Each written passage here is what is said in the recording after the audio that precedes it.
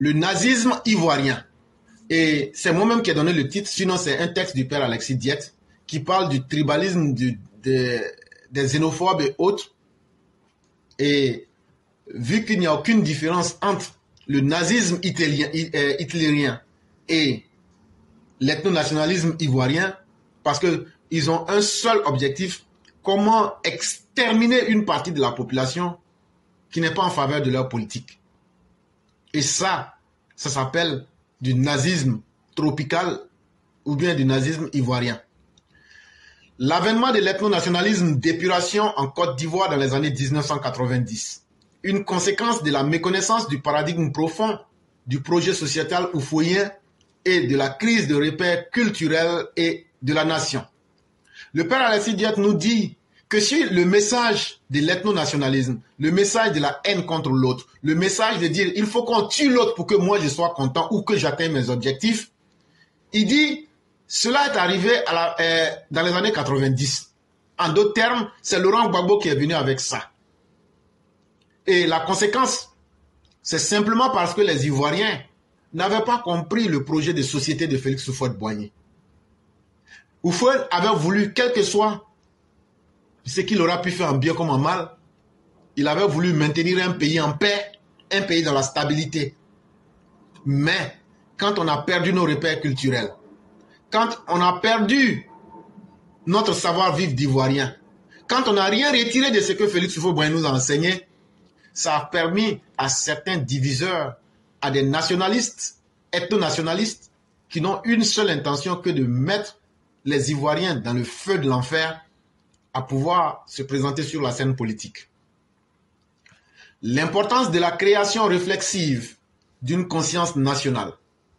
L'avènement de l'ethno-nationalisme d'épuration dans les années 1990 et la prise du pouvoir d'État ivoirien par les représentants d'un soi-disant socialisme révolutionnaire entre guillemets, qui n'était que le masque de cet ethno-nationalisme d'épuration, fut favorisé par la crise des repères culturels du peuple et la méconnaissance du paradigme profond du projet sociétal de Félix Houphouët-Boigny. Il dit quand un peuple n'a plus la capacité de réfléchir, de s'asseoir et de se dire qu'est-ce qu'on a fait qui est bien et qui est mauvais. Quand un peuple n'a plus la capacité de regarder dans sa propre tradition, dans sa culture, pour dire qu'est-ce qui est mieux et comment nous devrons évoluer. Parce qu'en tant que société, nous devons vivre comme un corps et avoir une pensée commune. Et donc on a raté le virage d'une société cohérente et homogène dans la paix. Et on a fait l'ouverture à certaines personnes qu'on appelait les soi-disant socialistes révolutionnaires. J'ai déjà expliqué le socialisme, j'ai expliqué plusieurs courants, on ne va plus revenir sur ça. J'ai parlé de l'anarchisme et autres. Si vous prenez les émissions, vous aurez tout ça là-bas. Mais en réalité, tout ce qu'on vous dit, socialisme, anarchisme, tout, en réalité, ce sont des masques. Voilà les Laurent Gbagbo et autres pour exister. Il faut juste choisir une étiquette, comme dans un marché, comme me laisser un commerçant. Il faut juste choisir une étiquette, se la coller pour tromper le peuple. Mais en réalité, leur vrai visage, c'est comment diviser les Ivoiriens en catégorisant les ethnies pour créer artificiellement d'autres Ivoiriens comme des ennemis et pouvoir les exterminer simplement. Le culte de la personnalité de ce chef charismatique avait occulté et empêché l'indispensable travail de réflexivité dont dépendait la création d'une conscience de soi nationale ivoirienne. Il dit, pour que vous vous en rendiez compte, regardez de 2000 jusqu'en 2010, le culte de Laurent Gbagbo, qui était devenu un dieu pour les Gors, avait empêché les Ivoiriens de pouvoir être capables de réfléchir et d'avoir une conscience commune d'un objectif et d'un idéal de société. Si vous étiez des partisans de Laurent Gbagbo, plus vous étiez endoctrinés à Betty, on disait que vous étiez un patriote. Et si vous voulez réfléchir, on disait que vous étiez un assaillant. Et donc des deux côtés, on ne réfléchissait plus. Parce que réfléchir devenait la chose la plus difficile et la plus dangereuse.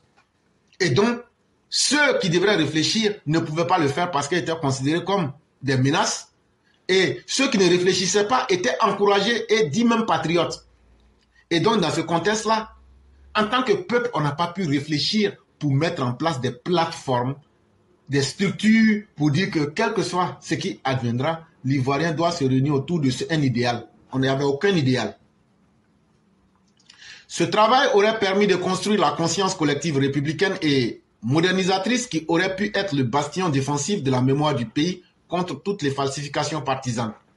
Il dit un pays où on n'a pas une conscience commune, par exemple de dire nous sommes Ivoiriens, le minimum il faut qu'on maintienne la paix. Nous sommes Ivoiriens, voilà les barrières qu'il ne faut pas traverser. Nous sommes Ivoiriens, il ne faut pas ostraciser un peuple. Nous sommes Ivoiriens, voilà les limites qu'on se donne.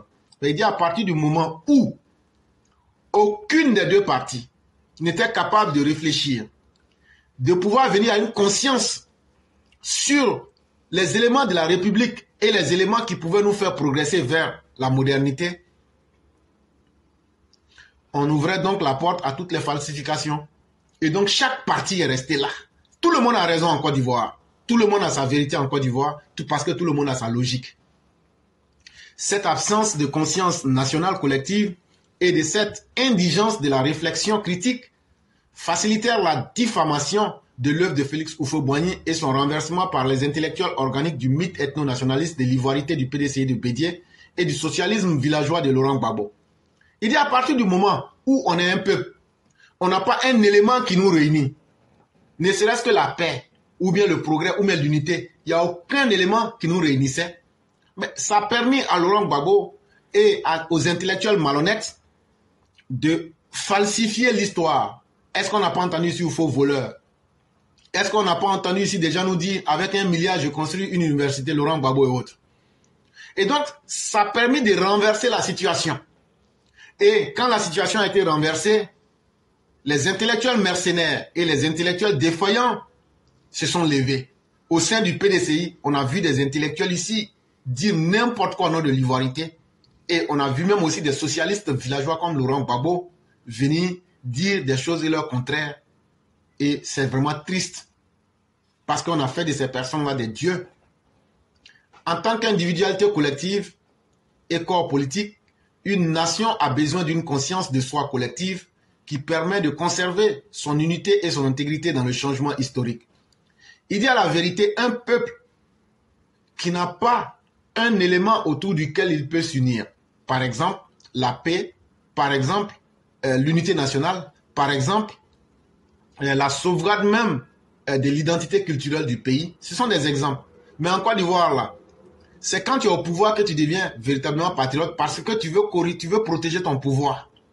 C'est tout. Mais le jour que tu n'es plus dans le pouvoir, tu deviens quelqu'un qui prie tous les jours pour qu'il y ait l'instabilité en Côte d'Ivoire. Alors que quand il y a l'instabilité, c'est partout, c'est tous les hommes qui meurent.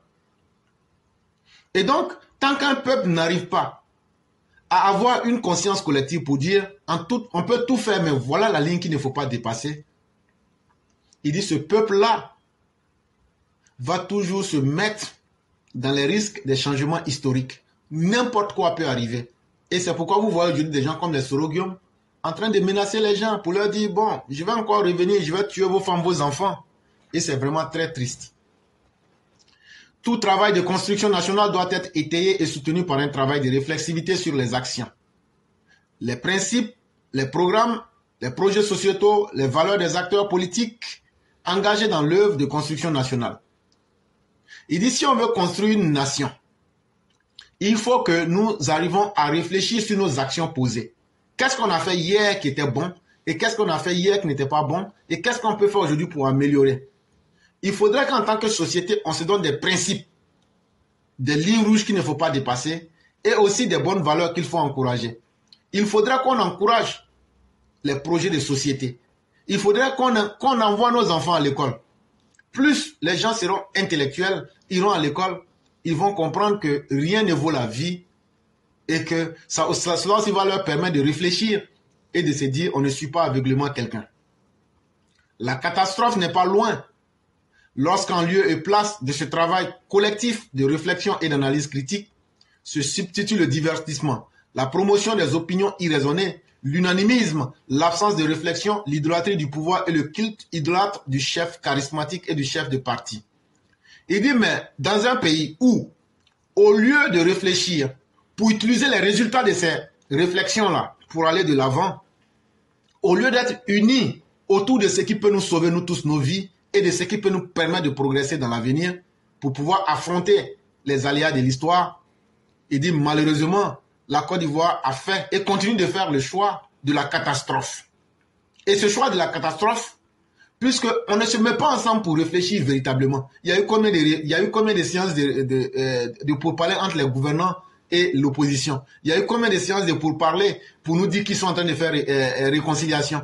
Mais il y a quelle analyse qui est ressortie pour dire que ça là, ça arrange tous les Ivoiriens? Il n'y en a pas. Il n'y a pas un. Ils vont se distribuer des mallettes. Ils se parlent entre eux, c'est fini. La politique en Côte d'Ivoire, c'est un cercle fermé. Et maintenant, eux-mêmes, ils ont créé de la malhonnêteté. Les menus frettins qui sont à côté, eux aussi cherchent leur mangement. Voilà ce qu'est devenu la politique. Et donc, puisqu'on ne trouve pas des résultats de travail sur la base de réflexion pour aller de l'avant, on est devenu un peuple. C'est la distraction. Non, on veut se réconcilier. On se voit, on organise, on met la musique, on joue. On se distrait. On pense que c'est dans la distraction qu'on va pouvoir réconcilier les Ivoiriens. C'est faux. C'est en prenant des intellectuels vrais, des hommes vrais. On se regarde dans les yeux, puis on se dit les vraies vérités, et puis on se pose les vraies questions. Toi là, il y a caca dans tes yeux. Toi là, ta bouche sent. On fait comment pour arranger? Attends, je vais enlever ton caca dans ton œil là. Toi, attends, maman, je vais te brosser. Et puis après ça, maintenant là, voilà comment on se brosse. Voilà comment on lave son visage. C'est quand les Ivoiriens auront le courage de faire ça, et puis sortir ce résultat pour dire à partir d'aujourd'hui, aucun Ivoirien ne doit se comporter comme ça. Voilà les limites qu'il ne faut pas dépasser et que tout le monde respecte ça. C'est là on va parler de réconciliation. Mais on ne fait pas ça, on est dans les divertissements. Joe, j'ai dit, oh, tes baffes là, c'est comment? Ça donne non? Ok.